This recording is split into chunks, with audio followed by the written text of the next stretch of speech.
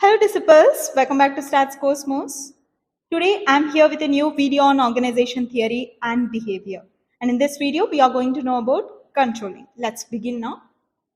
The managerial function of controlling is the measurement and correction of performance in order to make sure that enterprise objectives and the plans devised to attain them are accomplished. It can be defined as the process of comparing actual performance with standards and taking any necessary corrective action.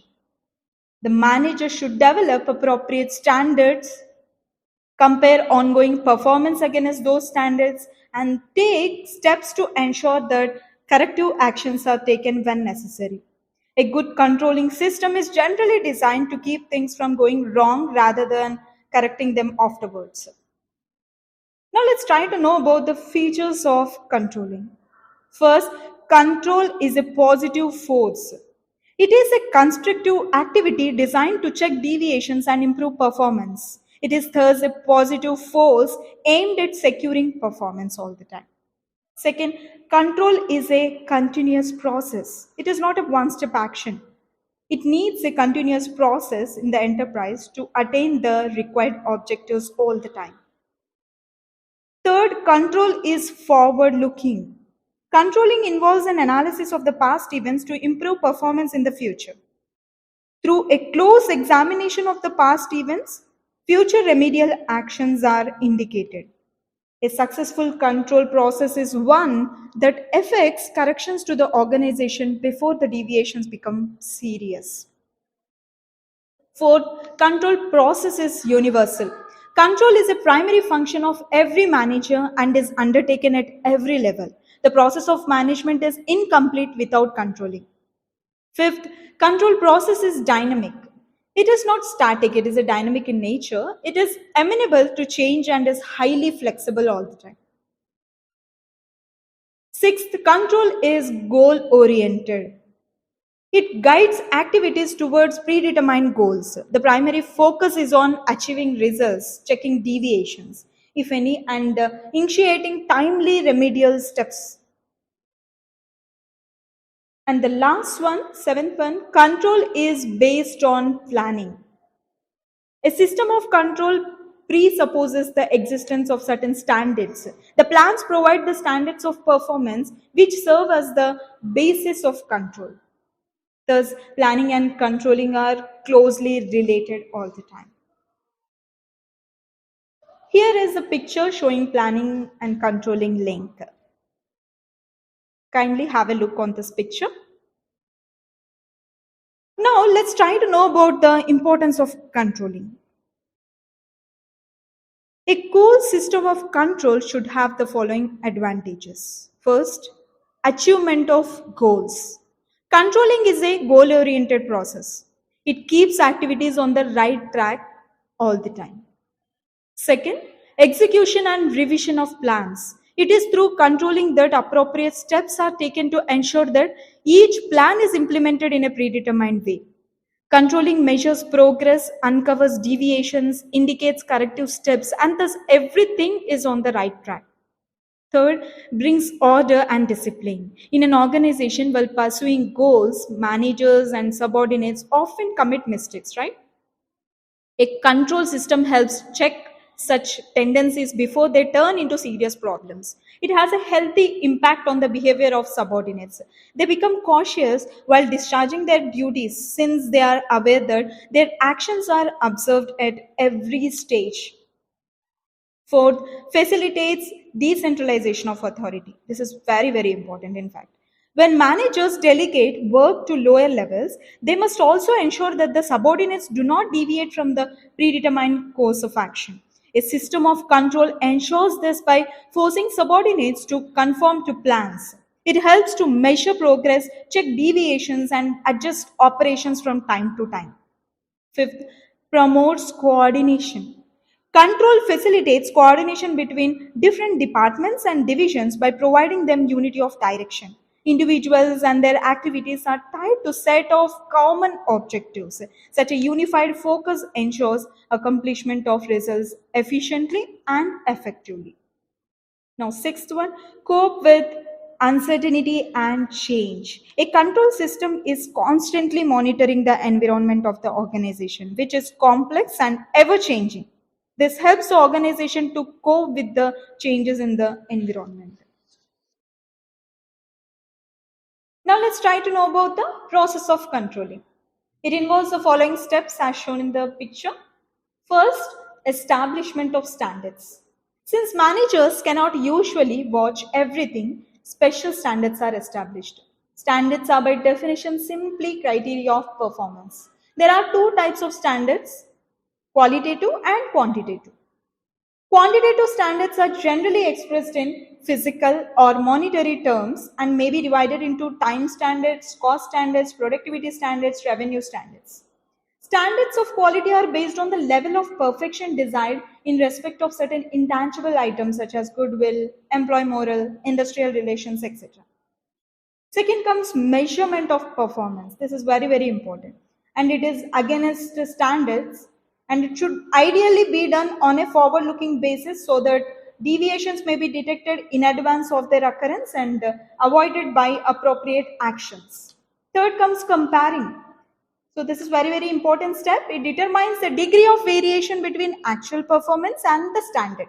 Some variation in performance can be expected in all activities. It is therefore critical to determine the acceptable range of variation.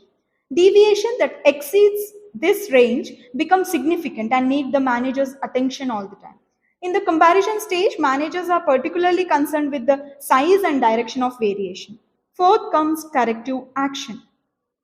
If performance is measured accordingly, it is easier to correct deviations.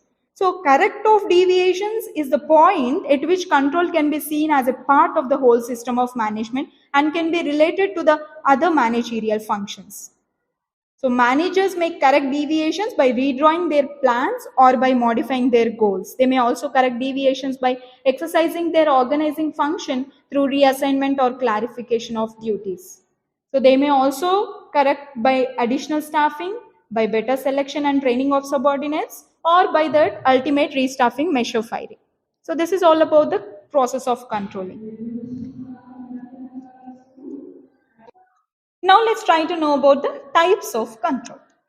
Depending on the time at which control is applied, controls are of three types. First comes feedback control. We can also call it as historical or post control.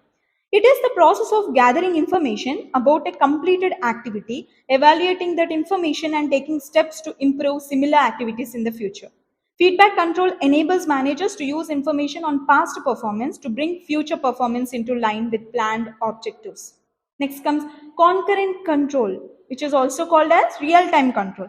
These control techniques immediately consider any problem and analyze it to take necessary and corrective steps before any major damage is done. Control chart is an example for this time. Third comes feed forward control, which can also be called as predictive control. Here, the control system anticipates problems that the management encounters in future. It attempts to anticipate problems or deviations from the standard in advance of their occurrence. It is more aggressive, proactive approach to control, allowing corrective action to be taken ahead of the occurrence of the problem. So these are all about types of control. Now let's try to know about the techniques of controlling. The function of controlling has many techniques. Here are few listed among them. First one, break-even analysis or CVP analysis, which is cost volume profit analysis. It is a method of presenting and studying the interrelationships between cost, sales, volume, and profits. It is an important tool of financial analysis whereby the impact on profit of the changes in volume, price, costs, and mix can be found out with a certain amount of accuracy. Second, budgetary control. It is the establishment of budgets relating the responsibilities of executive to the requirements of the policies and the continuous comparison of actual with budgeted results, either to secure by individual action, the objective of the policy, or to provide a firm basis for its revision. Third comes zero-based budgeting. The system of budgeting that requires managers to justify their entire budget request in detail rather than simply to refer to budget amounts established in previous years. Fourth comes program or performance budgeting. This is very, very important. It is not only a financial plan, but also a work plan in terms of work done or products produced. A performance budget is an input or output budget or costs and results budget. Fifth comes responsibility accounting. It is a system of accounting in which each departmental head is made responsible for the performance of his department. Six comes human resource accounting. It is a process of identifying and measuring data about human resources and communicating this information to the interested parties. Seven comes standard costing. It is the preparation and use of standard costs, their comparison with actual costs, and the analysis of variances to their causes and the points of incidence. Eight comes management audit. It is an independent and critical evaluation of the entire management process here. Ninth one, social audit. This is very, very important. The economic performance of a business organization is covered by the financial audit. Such an audit is a legal necessity in most of the countries. Year-end profit or loss is accounted for through such an audit. Business houses in recent times have also evinced keen interest in getting their operations covered through social audit. It is always concerned with the social performance of an organization. 10th one, PERT and CPM network techniques. PERT is program evaluation and review technique. It is a scheduling tool that is essentially a network of project activities showing estimates of time necessary to complete each activity and the sequential relationship of activities that must be followed to complete the project. CPM is a critical path method. It shows the sequence of events and activities within a program evaluation and review technique network that requires the longest period of time to complete. 11th one, management information system, a computer-based system that provides information and support for effective managerial decision making. 12 comes total quality management, TQM. It is the organizational philosophy and strategy that makes quality a responsibility of all employees. 13, Kaizen. It is a Japanese word, which means continuous and never-ending improvement involving everyone in an organization. The important message of Kaizen is that not a single day should go without some kind of improvement being made somewhere in an organization. So control is the process of comparing actual performance with established standards for the purpose of taking action to correct deviations. While controlling the human element, management should be careful enough not to rub people on the wrong side. So this is all about controlling. Hope you all enjoyed this video. We'll be continuing with the next video. Thank you so much all for watching this video.